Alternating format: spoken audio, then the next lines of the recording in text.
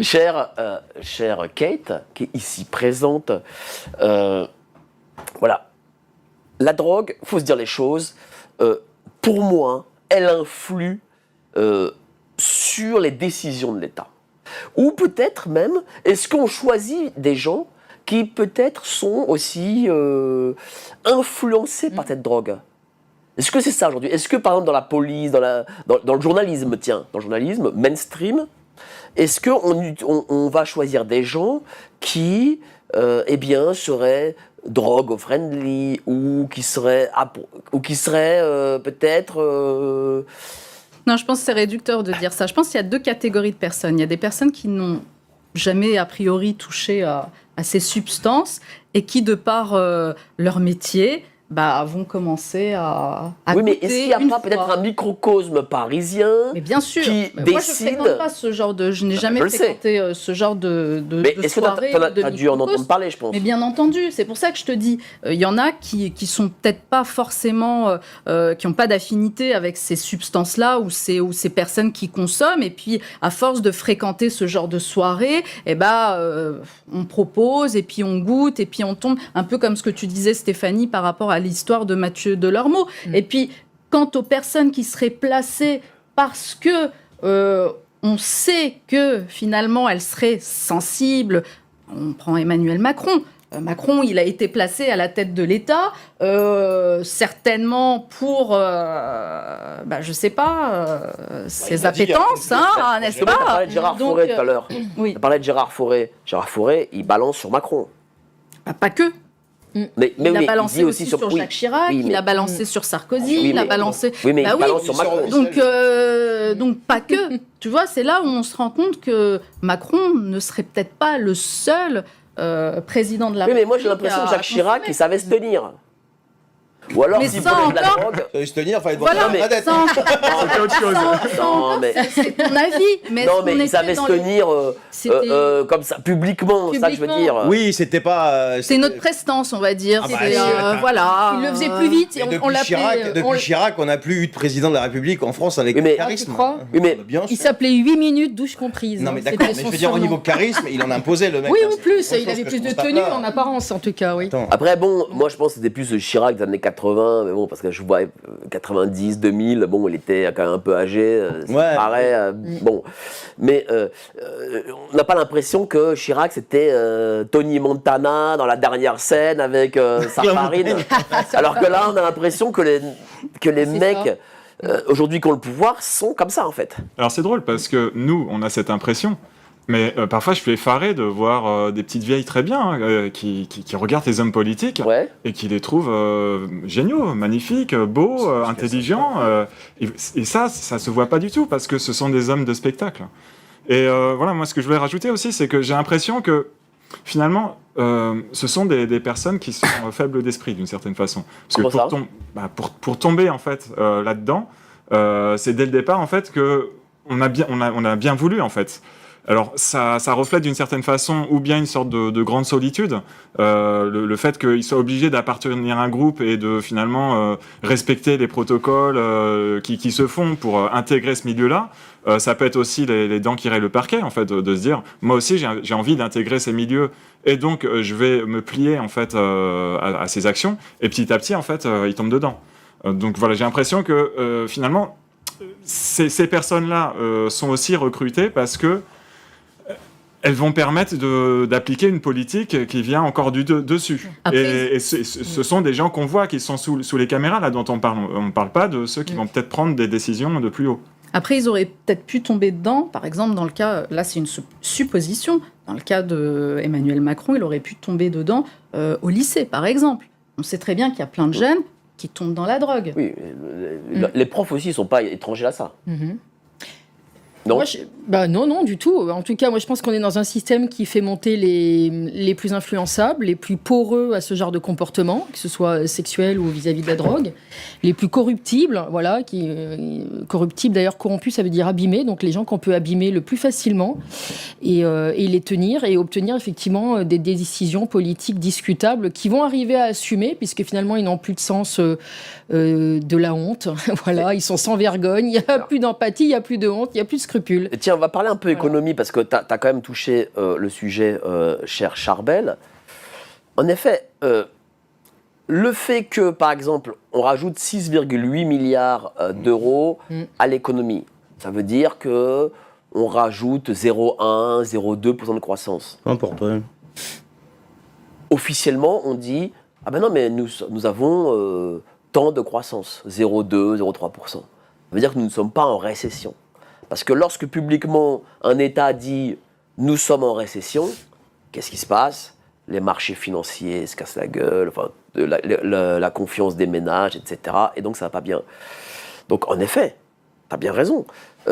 La drogue, en tout cas le chiffre d'affaires de la drogue, est excessivement important pour la communication de l'État. Absolument. Moi, j'étais outré quand j'ai entendu ça. J'ai entendu ça la première fois, c'était de la bouche d'Alain Juillet. Alain Juillet, l'ancien chef de la DGSE. Oui. Donc, c'est pas n'importe qui, le type. Je veux dire, c'est pas un complotiste. L'ancien chef de la DGSE, ça veut dire que c'est le mec le plus renseigné de France, quoi. Tu vois, donc voilà, le mieux renseigné de France. Et donc, ça m'a vraiment choqué. Mais, moi, encore une fois, je vais revenir là-dessus. Moi, je suis choqué par le monde de ce qu'on appelle l'opposition. Mais il n'y a plus rien dans ce pays. Enfin, tu parlais économie, Macron, il est arrivé au pouvoir, il avait promis quoi? La Startup Nation, tout ce que tu veux. Là, aujourd'hui, à part aller... il s'est tué pendant je sais pas combien de temps, et là, depuis 1 mois ou 2, le mec, il nous explique qu'on est les champions du monde partout. Champions d'Europe, tu sais, pour la 7e fois consécutive, dans l'attractivité économique. Donc j'avais fait une vidéo dessus, j'ai dit attends Manu, calme-toi, on va regarder les chiffres. Avec Choose France, pareil, on est les champions, on a battu des records. Sauf que ce qu'il vous dit pas, c'est que c'est des promesses. Et même les médias mainstream, les spécialistes, disent que les résultats, à chaque fois, ils sont pas du tout au rendez-vous en fait. Donc les 93 milliards de Choose France, moi j'attends de voir les résultats l'année prochaine, voir un petit peu ce que ça a donné. On vit dans un asile psychiatrique à ciel ouvert, on est sur du flanc en permanence, c'est que de la communication. La preuve en est, tout à l'heure on a eu un petit débat, l'histoire des clims, que ça coûte 50 milliards. Et que où veux-tu qu'ils les trouvent? Mais ils peuvent les trouver quand ils les veulent. 50 milliards sur 10 ans, c'est un plan à 5 milliards par an. Ils peuvent les trouver. Ils arrivent bien à trouver, si tu veux, des milliards pour tout et n'importe quoi, que ce soit pour l'Ukraine. D'ailleurs, l'inspection des finances publiques, quelque chose comme ça, j'ai fait la vidéo tout à l'heure, disait que l'histoire du quoi qu'il en coûte, là, c'est les aides aux entreprises. Ils ont inspecté 60, je sais plus combien d'entreprises, mais des milliers d'entreprises, et ils sont aperçus quand même qu'il y avait au bas mot 10 milliards qu'ils pouvaient déjà trouver là-dedans. Mais au bas mot. Et encore, le rapport, il n'était pas très précis parce que les évaluations variaient d'un institut à l'autre. Mais ce que je veux dire, c'est que les milliards, on peut les trouver. On est sur un problème, ici en France, à mon avis, et ça regarde que moi, on n'a pas un problème de fric, on a un problème de gestionnaires qui n'en ont strictement rien à foutre, et en face d'eux, il y a des oppositions qui sont là pour les contrôler, qui ne contrôlent personne. C'est tout. Ça s'arrête là. Ils sont tous dans l'idéologie, c'est tout. Moi, je disais dans une vidéo, moi j'aime bien Jean-Philippe Tanguy, à part envoyer des punchlines, mais derrière, on fait quoi? Ils avaient 1001 raisons de destituer Macron, ils n'ont pas tiens, fait. cher Stéphanie, on fait quoi? Oui, pour revenir sur le cheval de bataille de Charbel, il n'y a qu'une seule véritable opposition et qui n'a pas sa place dans l'hémicycle, c'est celle qui est pour le Frexit. Donc la réelle opposition n'a pas voix au chapitre. Tout ce qui est actuellement dans l'hémicycle est forcément pas du tout pour le Frexit. C'est un sujet tabou, c'est censuré, c'est la ligne rouge à ne pas franchir. Voilà. Et tant qu'on n'envisagera pas ça, tu vas avoir ton article, toi. Voilà, on ne sera pas libre. Ah mince, tant pis, mais on ne sera pas libre de nos mouvements et de reprendre un peu le contrôle de notre destinée que le Frexit, c'est pas complotiste, si? Ah si, pour Rudy. Certainement, évidemment, parce que c'est le sujet à ne pas débattre. Mais merci à toi. Pour revenir, juste pour rebondir sur ce que disait Charbel sur la poudre aux yeux que nous donne Emmanuel Macron systématiquement, et notamment sur Choose France, qui est vraiment une fumisterie. Il faut quand même rappeler que là, en 2025, le chiffre des fermetures d'entreprises a explosé. On a un taux d'inflation qui dépasse les 2,4%. Un taux de chômage officiel entre guillemets, à plus de 8%. Et le déficit? Déficit, on n'en parle même pas, le déficit public. La Commission européenne prévoit plus de 6%. Là. On est endetté par habitant, par Français, à plus de 51 000 euros, et 51 522, voilà. Et Christine Lagarde vient de déclarer qu'elle allait augmenter les taux d'intérêt pour faire face à l'inflation. Ça, ce sont des vrais sujets. Donc là, Il y avait un vote sur l'euro numérique. On est sur de vrais sujets. Si ça se passe comme ça, cher Charbel, tu peux changer de métier. Hein. Tu ne seras plus agent immobilier parce que s'ils augmentent encore les taux d'intérêt, attends, je vais t'expliquer. c'est chaud. Hein. Il y a pas, c'est pas si ça se passe comme ça. Déjà là, aujourd'hui, vendre une baraque à un primo-accédant, c'est une galère, mais sans nom. Bah, bien sûr. Ouais. Parce qu'aujourd'hui, moi, je suis sur un marché de primo-accédant depuis 23 ans, mais j'ai jamais vu ça. Pourtant, on en a vu quelques-unes des crises. On a connu les périodes fastes, on a connu tous ces trucs-là, mais on a connu aussi pas mal de crises, mais on n'a jamais vu ça. Aujourd'hui, le profil du primo-accédant, c'est-à-dire quelqu'un de la classe moyenne, un couple qui démarre dans la vie, ou quelqu'un qui achète sa première maison en solo, quelque chose comme ça, c'est le profil le plus à risque pour les banques. Et si le mec ne montre pas patte blanche, et quand je te dis patte blanche, il faut voir comment ça épluche. Moi, quand ils arrivent avec la simulation de leur banque, je les envoie vers mon courtier, avec qui je bosse depuis une quinzaine d'années, pour qu'elle me donne son avis, parce qu'elle a travaillé une 50aine de banques. Donc elle connaît un petit peu les... Aujourd'hui, c'est une galère. Là, je l'ai eu au téléphone tout à l'heure, juste en venant là. Tu vois, c'est une galère. Bah, s'ils augmentent les taux d'intérêt, là, ça va être double galère. Dès que ça monte un petit peu, t'as les budgets qui baissent. Et puis les prix, ils baissent pas, ils suivent pas les budgets tout de suite. Et les banques sont hyper frileuses. Hausse des prix de la consommation en septembre. Non, mais je parle des prix du moment. En plus, hein, ça a été annoncé. Cher Pascal. Mais il y a aussi une chose. Faut pas oublier que la France est le premier pays du narcotrafic en Europe. Juste derrière les Pays-Bas, exactement. C'est le deuxième sur 27 pays. C'est assez... Est-ce que là, il y a un plan derrière ça? Est-ce qu'il y a une volonté peut-être de calmer les gens aussi pour qu'ils ferment leur tronche? En tout cas, ce qui est certain, c'est que ça montre qu'il y a un effondrement qui est là, qui est clair. Et cet effondrement, pour moi, il n'est pas là par hasard. On a cet exemple finalement qui est en haut, en se disant voilà, si ces gens-là font comme ça, déjà en fait ça peut donner des envies à certains, mais surtout en fait je pense qu'il y a depuis des décennies et des décennies une influence médiatique, et quand je dis médiatique c'est vraiment au sens large, et je pense notamment aux films, aux séries, en montrant finalement toujours des films, des séries, des jeux vidéo, ainsi de suite, qui vont aller là-dessus, qui vont pousser à dire, voilà, c'est des gens qui sont cool, qui sont ceux qui vont se droguer, ainsi de suite.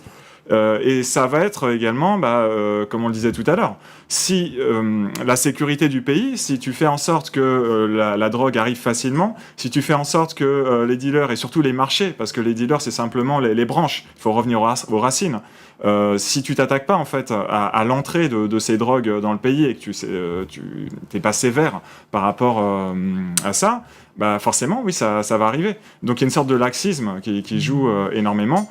Et on peut se poser la question, en effet, de savoir si c'est une volonté, en fait, que d'aller dans ce sens. Après, moi, je saurais pas dire comme ça qui exactement... Mais regarde, avant, moi, je suis de Saint-Ouen, 93, ça dealait dans la cité, machin. Donc Saint-Ouen a toujours beaucoup de deals. Mais bon, c'était toujours dans les cités, etc. Aujourd'hui, moi, je vais à Radio Courtoisie, c'est le 61 boulevard Murat.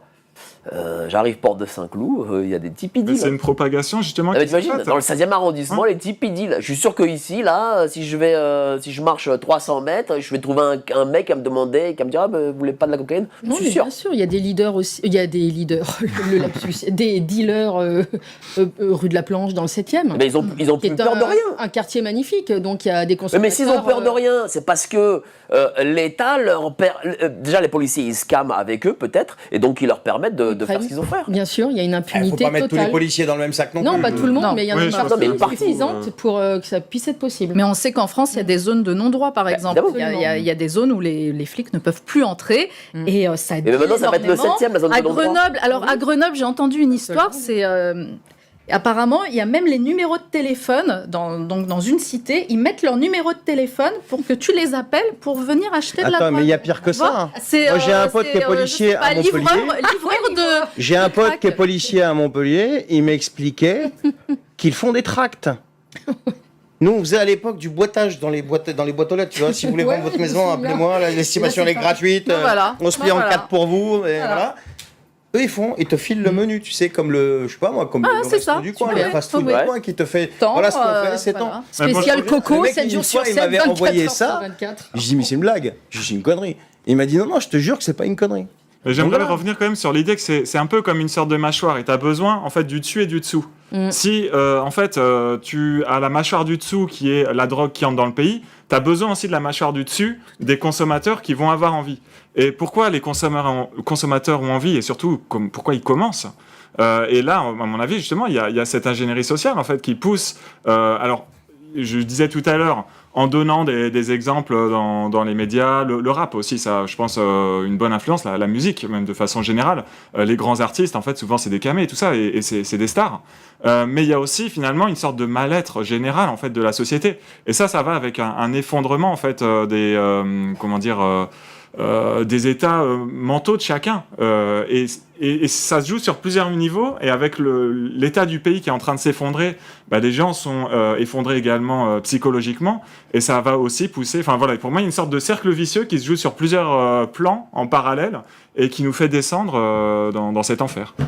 Il y a une volonté de drogue chez les élites, chez la population aussi, et on va finir par être...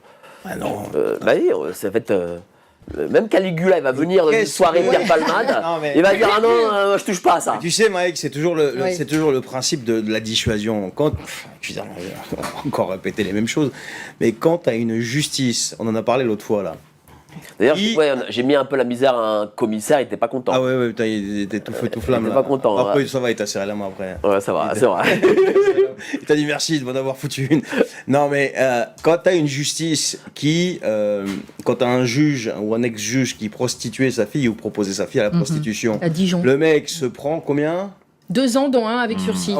Je crois que c'est le premier, c'est chez lui qu'il fait. Ah d'accord. Voilà, Pas tant que ça. Hein, le deuxième, là, le gars là, qui a pris combien pour le million d'images pédopornographiques 1000 sur euros. son ordinateur, c'est un juge aussi. Ouais. 1000 balles d'amende. Mais tu crois franchement que les dealers vont avoir peur de la justice? Mais les mecs, ils en ont rien à foutre. Mais ils vont pas avoir peur de la justice parce que les juges, ils sont corrompus eux-mêmes. Donc pourquoi ils auraient peur hein Il est probable qu'ils soient consommateurs aussi, tu vois. Ouais, en parce plus. qu'ils travaillent beaucoup, faut qu'ils Peut-être tiennent. même que ils sont à la queue leu en mode Bézu, entre flics, justice et mais dealers. le député, le fameux député, Eh avec oui. ses indemnités parlementaires, je sais pas quoi, Tout qu'elle le a monde acheté de se la drogue tient. avec, après il a fait des mineurs. mea culpa, repentance. Ouais. Et tu crois... Non mais... Et on se demande même si justement ce député, il consommait pas que la drogue du mineur, mais il consomme pas aussi un peu le mineur. Ah ça j'en sais Tout rien. est possible. Mais oui. Tout Donc, est possible, mais ne plongeons pas dans le complotisme. C'est pas notre genre. Bah non, non, mais- Exacerbé dans la Non, mais c'est- non, mais diffamation. c'est pas du Nous ne complotisme. tirons par la barbichette, c'est bien Non mais certain. c'est une réalité. Ouais. Parce que en fait, comment voulez-vous qu'il n'y ait pas de liana si dans toutes les strates du système, tous ces gens consomment drogue, enfants et tout ce qu'on veut quoi. Pourquoi l'affaire Epstein, personne n'en parle. Non mais attends, mais avant d'aller... ne veut pas enquêter. Ouais, non, mais pas de justement, commission c'est ça, d'enquête. c'est ça le problème. C'est le problème. Mais pourquoi aujourd'hui il y a une affaire Epstein où il y a un type qui préside ce pays, qui a envoyé des mails aux plus pourris pédocriminels de la planète pour lui demander des conseils de gouvernance et comment devenir le maître de l'Europe, voire le maître du monde. Et il n'y a personne qui en parle. À partir de ce moment-là que tu as la présidente de l'Assemblée, le président du Sénat qui refusent la plus miteuse des commissions d'enquête, c'est que la messe est dite. Après, tout ce qu'on peut dire derrière, c'est de la fioriture, c'est du marketing, et puis c'est tout. Bah, je vais vous dire une chose, les amis, je vais te donner la parole. Yes. C'est que si on ouvre le dossier Epstein, si la justice ouvre le dossier Epstein avec les vidéos qu'elle aurait pu avoir, parce que je pense que ça a été évident avant. C'est quoi, ces places de grève, tu disais l'autre jour? Ouais. Mais moi, je pense que on apprendra des trucs que même là, nous, avec nos esprits, nous n'oserons pas y penser. J'en suis sûr. Mais est-ce que tu te rends compte que, juste un mot, Dieudonné, je te laisse la parole après, juste un mot, Dieudonné, il y a le courrier, le mail d'Ariane de Rothschild, qui le met en cause directement, qui a été envoyé à Epstein, et tout est clair. Emmanuel Valls T'as des pignoufs d'anticomplotistes qui sont venus nous expliquer que c'était du complotisme, alors que tout est clair. Mais Tiens, c'est tu voulais écrit noir rebondir. sur blanc, c'est écrit noir Stéphanie, sur blanc, j'ai fait bien cet sûr. article. Alors, attends, et laisse là, parler Stéphanie. Alors, et non, je te donnerai la parole après, mais effectivement, on est dans un effondrement moral, avec donc ce qui devrait être un devoir d'exemplarité de la part de ce qu'on appellerait les élites dans un pays qui fonctionnerait normalement. Et on est aussi soumis à ce qu'on appelle le soft power, donc souvent attribué au cinéma, mais pas seulement. Donc le pouvoir doux, mais qui est effectivement très efficace sur les cerveaux, parce que c'est quelque chose de très, très insidieux, donc on ne le voit pas, ça agit aussi sur l'inconscient. Et effectivement, on voit tous ces gens qui, entre guillemets, matériellement ont réussi, que ce soit au cinéma. Bon, au cinéma, c'est la cocaïne et l'alcool. L'alcool qui est une drogue dure, qu'on pourrait appeler la drogue du pauvre parce qu'elle est moins chère que la cocaïne. Mais il y a eu des cas célèbres. La cocaïne est devenue très peu cher. Voilà, exactement. Le cas de Benoît Magimel, je ne révèle rien, mais qui était accro à la cocaïne. Et donc, tous ces gens donnent un exemple, y compris la classe politique désormais. Et donc, effectivement, ça ruisselle sur toute la société. Et c'est pas l'argent qui ruisselle, c'est la cocaïne qui ruisselle et l'alcool aussi. Je voulais rebondir, Kate. Voilà. Oui, sur les propos de Charbel. Et c'est vrai que le dossier Epstein, là, on n'en parle plus, mais c'est essentiel, c'est vraiment essentiel que... Il faut qu'on fasse quelque chose en réalité, nous. Et je voulais juste rebondir sur Dieudonné, parce que tu as parlé donc de ces mails. Dieudonné risque, là, 1 an de prison parce que, pour apologie de terrorisme, parce qu'il a souhaité un joyeux anniversaire à sa fille née un 7 octobre. Et donc, il s'est réjoui de ce jour du 7 octobre. Et il risque 1 an de prison. Et Patrick Bruel, il est chez lui. Voilà. Et il vient d'être condamné, je crois, ou il va être condamné pour racisme anti-noir aussi. Ah bon? Ça, Voilà. c'est nouveau. C'est quoi cette histoire encore? C'est tout nouveau. Je pense qu'il va vous le raconter. C'est que, en fait, il a... C'est pas sur Rachel Kahn, tout ça? Bah oui, il l'a traité de... Alors, ce sont ces mots, il l'a traité de N-word. Voilà, de négresse, de sale négresse, je crois, c'est ça? Non, quelque chose de comme négresse ça de maison. Voilà. Et donc, il avait gagné... C'est un terme américain, surtout, mais bon. Alors, il avait gagné en appel, je crois. Elle est allée jusqu'en cassation. D'accord. Et là, visiblement, voilà. Ça passe Cher pas Pascal. pour lui. Ce qui pourrait être intéressant, moi, l'un de mes maîtres à penser, il y en a plusieurs, et on a des vraies élites dans notre pays. Et quand on regarde un petit peu justement les invités de GPTV, il y a vraiment du monde qui pense haut. Et donc il y a Étienne Chouard. Lui, il réfléchit. Comment est-ce qu'on pourrait réfléchir à endiguer ces problèmes, non pas en les dénonçant, en essayant de trouver des solutions en surface, mais en profondeur. Qu'est-ce qu'on pourrait réfléchir, en fait, nous, pour nous protéger de tout ça? Parce que là, clairement, on voit les 3 pouvoirs officiels que sont l'exécutif, le législatif et le judiciaire, ils se tiennent par les coudes, ils vont dans le même sens et finalement, ils vont dans leur sens personnel à eux. Comment, nous, en tant que peuple, on pourrait contrôler ça, en fait? Il y a cette notion de contrôle. Et est-ce que ça, en fait, l'encadrement pourrait se faire directement dans la Constitution ou dans les lois? Voilà, je ne sais pas si vous avez des idées. Oui, moi j'ai vu Étienne Chouard très récemment chez Nexus. On était ensemble pour faire un atelier constituant. Et il me disait à juste titre, il me dit, il faut que tu prennes toi aussi l'habitude dans tes interviews de poser ne serait-ce qu'une question sur comment l'invité pourrait, à sa manière, devenir constituant. C'est-à-dire que souvent dans nos interviews, dans nos émissions, les gens posent un diagnostic des problèmes. Très souvent aussi, ils apportent des propositions de solutions. Et comment on peut relier ça à l'idée de participer à écrire une constitution. En tout cas, sur le plan local, ça marche parce que effectivement, souvent, on va répondre à ça, oui, mais enfin, on n'a pas le pouvoir, on n'a pas l'armée avec nous, donc on peut écrire une très belle constitution entre nous, mais qu'est-ce qu'on va en faire? Vous pouvez me dire ce qu'on va pouvoir en faire? Moi, j'adore Étienne. Hein. Bon, alors... Attention. Très bien, il faut écrire sa constitution. Ouais, pour essayer d'apprendre mais à ça raisonner fait, autrement. oui, mais qu'est-ce qu'on en fait? la preuve du contraire, ça fait 20 ans, personne n'a écrit quelque chose, quoi.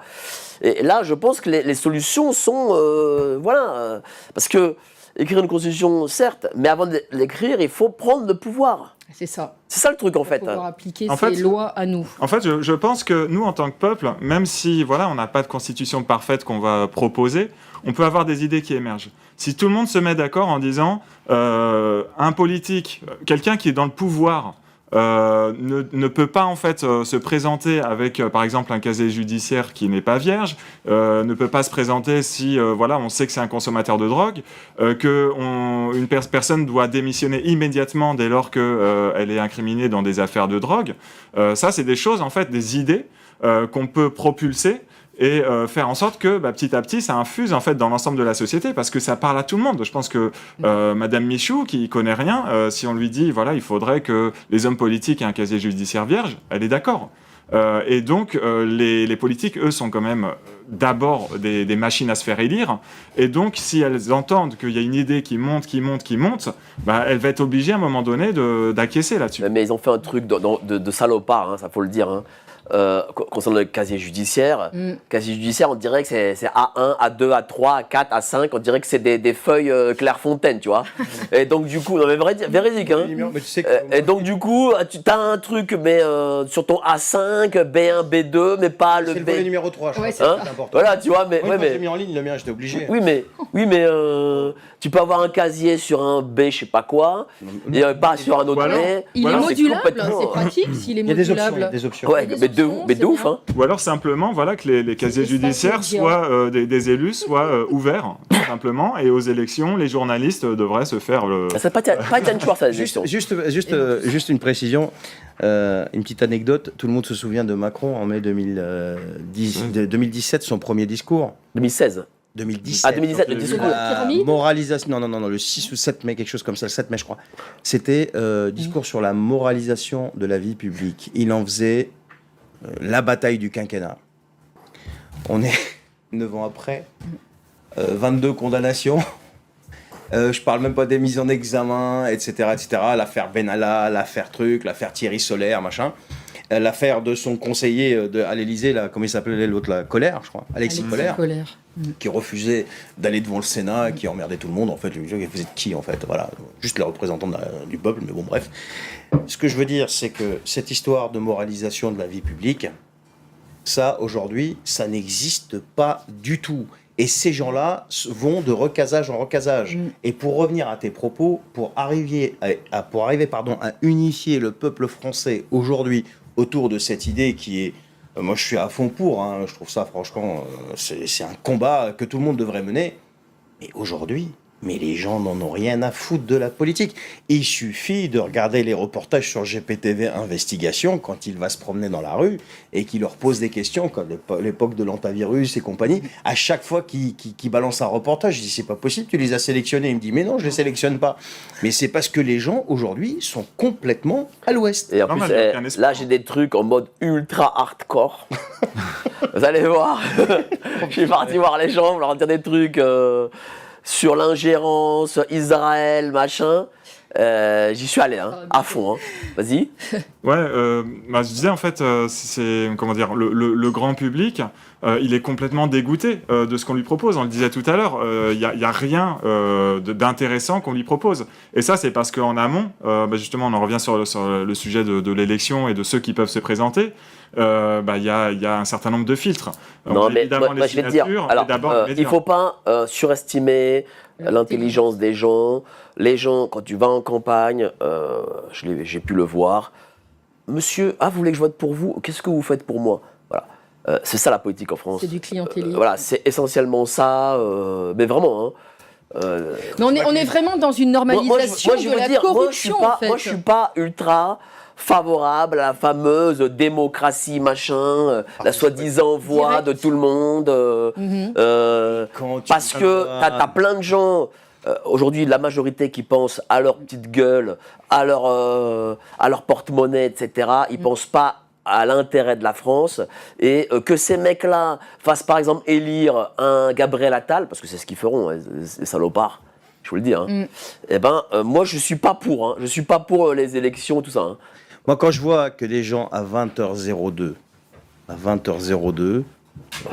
premier tour de la présidentielle, sont capables, les mêmes qui te crient liberté, égalité, fraternité, droit de l'homme, c'est moi qui décide pour eux, libre arbitre, je sais pas, toutes les conneries là, qui sont capables de venir écouter des consignes, dans consignes il y a con, hein, des consignes de vote émanant de la part de ceux-là même, qui les ont foutus dans la merde et qui les ponctionnent à longueur d'année, et on s'aperçoit que les mecs, c'est... Vas-y, conclue.